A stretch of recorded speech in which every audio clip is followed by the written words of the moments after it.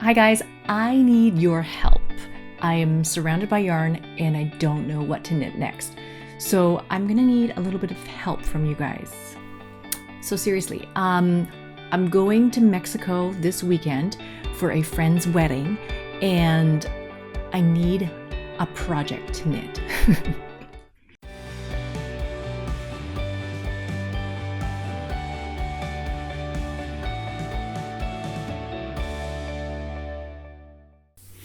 Hi guys, welcome. Thank you guys so much for being here. My name is Felicia from SweetGeorgia Yarns, and welcome to our YouTube channel or our podcast or vlog or whatever this is. This is Taking Back Friday, and so basically every Friday I come here and I talk to you about things that I'm knitting or making or spinning or weaving or whatever, and share with you a little bit about what's happening in my projects as well as what's happening at SweetGeorgia and things like that. So last week I talked about finishing this fantastic sweater project, this beautiful stranded sweater that I finished, designed by Jennifer Steingass, Knit Love Wool. I love this project. But after, finishing one of those big projects, there's a bit of a lull in trying to figure out, well, what's the next project that you want to make? And so it's been on my list for a couple months now, this Zweig sweater. And so that has been at my forefront, thinking about what I want to make for that. And so the Zweig sweater, if you haven't seen it, is not a stranded sweater, but it has a yoke to it as well. The yoke is, I think it's like lace or Bavarian twisted stitches, something like that. And so basically you have a main color and then a yoke. And so the Zweig sweater is on my list. One of Jorge Locatelli's Boxy sweaters has been on my list. I said in the last episode I wanted to knit another one of Jennifer's designs, and so that's on my list. And it's kind of a matter of figuring out what to start first and what to take to Mexico, what constitutes good summer knitting, what constitutes good hot weather knitting, all of these kinds of things. I'm trying to think about what should be first, because I want to make all these things, but there's only so much time, so you have to choose. So I have on my plate a lot of bulletproof sock right now. So I'm going to show you, I have this many skeins of bulletproof sock right now that I want to knit so much. It is one of our sock yarns. It's a finer sock yarn than our Tough Love sock. It has a little bit of mohair in it, has a little bit of silk in it, but it's just fine and crispy, and I want to make something with this. I feel like this yarn would work very well for that sort of twisted stitch yoke that's in the Zweig sweater. So that's why I want to use the bulletproof sock for this project. Initially, I thought I really like this Lollipop color, and when I was at H&H in March with Allison, she put it in my head, this idea of knitting the Zweig sweater with the Lollipop as the main base and rainbow sprinkles. There's kind of a splashy multicolored colorway that we do, rainbow sprinkles as the yoke. And the more I looked at it, it's like, oh, I want to do that, rainbow sprinkles for the yoke, but the rainbow sprinkles seems like it's a little bit too much. And then recently when we did some testing of colorways for the Jorge Fade Shawl that just came out a couple of weeks ago, it was like a big fade kit. And so Charlotte did a bit of testing, and we took the rainbow sprinkles and we dyed lighter and lighter and lighter versions of that. And so she came up with this one, which is this is a 1/8 strength of the original rainbow sprinkles. So I don't know if you can see, but it is a little bit lighter. It's a little bit lighter than our normal rainbow sprinkles would be. And so I'm thinking maybe this would be a nice yarn to put in the yoke. So perhaps something like that. Or my other option was to go the other direction and go darker. And so this is a new color that we're coming out with for the fall, and it's going to be called Violet. And so this one could be nice to go as the yoke too, something totally different, a darker yoke as opposed to a lighter body. Now, I'm working on filming. I just finished filming this morning 4 mini lectures that are going to go in the School of SweetGeorgia, the beta version that I'm working on for this summer. And I'm going to release that to our Patreon people in maybe a week or two, early July. I'd like to invite all of those people to the beta. And so I'm just recording course content for that right now. And one of the pieces that I'm recording on is this idea of color interaction and placing colors next to each other and what they do to each other. So if I choose a dark color to go with this, it has a totally different effect than if I choose a light color. This light color, if I use this light color in the yolk, the light color will advance forward towards you, and then this color will recede. And so the benefit of that is that it makes it look like you have a nice wide shoulder, and then the rest of your body looks smaller or minimized. So that could be quite slimming. But if I were to use a darker yolk, then this part, this main part, this lollipop color will stand out. It'll advance while as the yolk will recede. So this will look darker, this will look brighter, this will look bigger, and it might actually make you look bigger than you really are. So these are all kind of color illusions and things like that. It's more than just deciding, do I like these two colors together? It's about whether or not they'll work, whether or not they have enough contrast between them, whether or not it will flatter your body, all of these kinds of questions. That's why I think too much about these things. I think too much about these things. But I do love this colorway that we're coming out with in the fall. We had a color a long time ago called Blackberry, and we stopped making it for a number of reasons.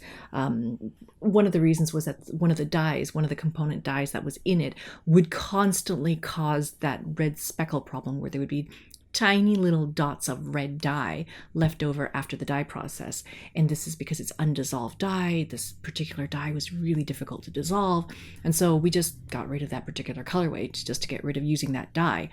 But I loved that color and I've been missing it for a while. And I feel like this is actually a really nice replacement for that. This is a wearable purple. It's deep. It's lovely. It's not like the lupine that I've been in love with. Lupine is a little bit more blue. Violet is a little bit more purple. So that's one of the projects that I'm thinking about. So that's the Zweig sweater. The second sweater that I have been thinking about for a long time now is to knit Hohi's Boxy sweater. So the Boxy sweater, the original Boxy sweater, is sort of a boat neck, and actually it looks a little bit like this. I'm kind of embarrassed to say is sort of my most favorite sweater, and it's not my most favorite sweater. It's the thing that I wear the most, and it's this pullover sweater from American Eagle, and it's very, very wide, has tons and tons of ease in the body, and it has these skinny little sleeves. So this is actually basically the shape of a Boxy sweater that Hohi designed. So the original Boxy sweater had a boat neck opening, and then she converted that one, which was very, very popular, into a worsted weight version. So she has a fingering weight version and a worsted weight version, and then she came out with a V-neck version. So there's a V-neck fingering weight version. So what I'm thinking is, because I like wearing this top so much, I find it so comfortable, and just you throw it on anything, you throw it on tank tops, you throw it on anything, and it's so wearable. I want to make the V-neck version of Hohi's sweater. And so this is the other color that I've been holding on to for a long time. This is the molasses color, and it's like a rich reddish brown. It's kind of chocolatey, but it's kind of more sweet than that. It's more red than that. I also had 3 skeins of the strawberry tea, and I had thought for a while there that I was going to hold 2 strands together, hold one of the strawberry tea together with one of the molasses, and make the worsted weight version of the Boxy, because I thought maybe that would go faster. But I'm looking at this and I like this color so much on its own that I'm thinking that a fine fingering weight, very drapey V-neck Boxy might be something that would be really comfortable and easy to wear, something that I could wear all the time, because there's mohair and nylon and all that kind of stuff in this yarn, perhaps it would be really long lasting. It would wear very well. So I'm thinking a lot about that. She's made two versions of this pattern. One is a seamed version, so you knit it flat and then you seam it after.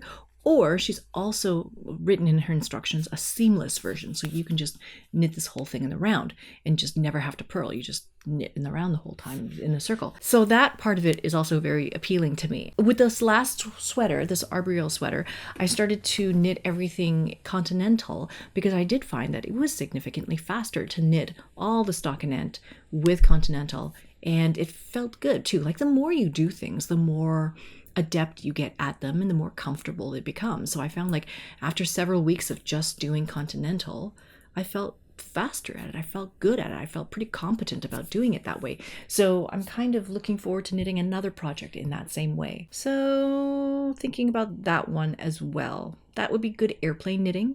You know, if the kids let me sit and knit for a bit, that might be a good thing. And then the last project that I was thinking about was another one of Jennifer Steingass's sweater projects. And so it's called Silver Lake. So this one is a fingering weight design, and it has like your main color body and then a yoke with these kind of motifs that look a little bit like flowers and then the trees in between. It's very sweet looking. It's very, very sweet. And so when I was at the studio sale in March or April, I stumbled on this yarn. I love this color, this fizzy water color that we came out with for springtime. This color just makes me happy to look at it. I don't think it's my color. It's really not my color, but I love it and I want it and I want to just knit it. So I'm afraid of knitting it into a sweater that I won't wear because it'll make me look bad, but I just want to knit it so much. So I have 4 skeins of this. This is the perfect amount to make this sweater. This is an option. I thought about pairing it with this other kind of purpley gray color that's London Fog, and then we have Birch, which would be sort of for the yoke section. That could make a nice sweater. It might not be my coloring, but it might be a nice fun sweater to knit. Yeah, I'm still kind of on the fence about that. So I have these 3 sweater projects that I want to make. And I also have a couple of shawl projects that I want to make. Plus, in August, Tabitha is also releasing a mystery knit along for SweetGeorgia. And so there's maybe that thing to knit as well. So there's a lot of things going on, lots of things that I want to make. And just trying to think of it, you know, what would work best? Sitting on a beach in Mexico, what would be the best thing to knit? Something portable, something lightweight, something that's not too woolly and heavy, so I'm not going to bring any worsted, nothing like that. I don't think I'll get so far as to finish an entire sweater, obviously, but maybe one of these easy stockinette projects would be a good thing. A shawl would also be a nice thing, but not like a big monster shawl that's like 3 skeins big or 5 skeins big. Just a small, easy, simple shawl. I'm still thinking. If you guys have any suggestions or recommendations about what would make good summer knitting, what would make good Mexico beach knitting, I would really, really appreciate it. I'm actually going to be packing tonight for the trip. So do let me know in the comments as soon as possible. And yeah, I will see you guys in a couple of weeks then. Yeah, we're going for a friend's wedding and hopefully it's going to be really, really fun. All the kids are coming. There's going to be, I think, 11 kids on this wedding trip. It's going to be a little bit crazy. There may be a lot of knitting. There may be almost no knitting. I have no idea how this is all going to turn out. This is actually my first time going to Mexico.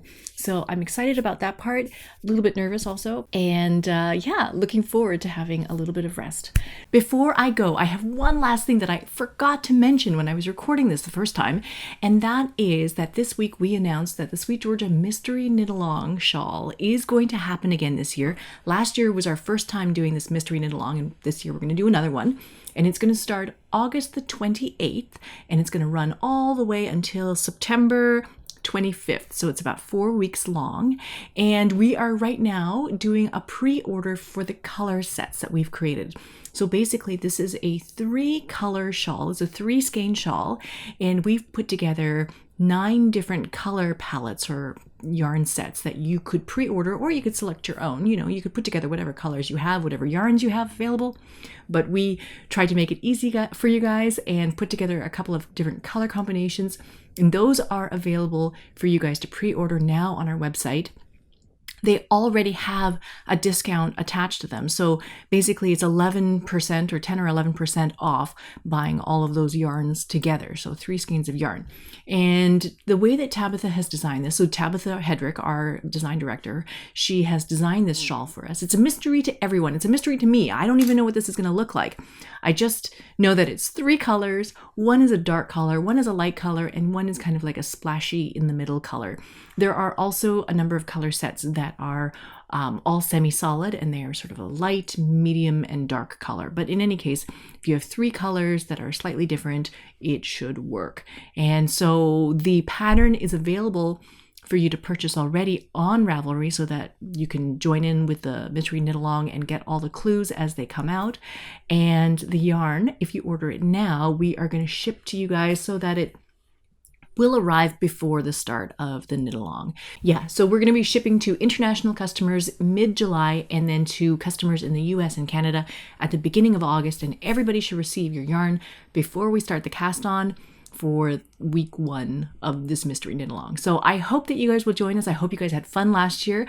I know I really enjoyed knitting the mystery, and it's a humongous shawl. I talked about it, I think, in a January episode of this vlog. I loved it. It was really lots of fun, and it was just, yeah, fun, easy, and fun to participate, and cool to see everybody's designs come up on Instagram and see what color combinations everybody comes up with. And so yeah, if you'd like to participate, head on over to Ravelry. The shawl is called Tullamin, Tullamin, Tullamin, Tullamin shawl. You can find that on Ravelry and then come to our site and then look for some of those color sets. So that's it. So I would love to hear about your suggestions, your ideas, your thoughts about this episode. If you like this episode, please hit the like button. And if you would like to see more videos like this, please do hit subscribe and you will be notified when new videos go up. So thank you guys so much for watching this, and I will see you guys in the next video. All right, bye for now.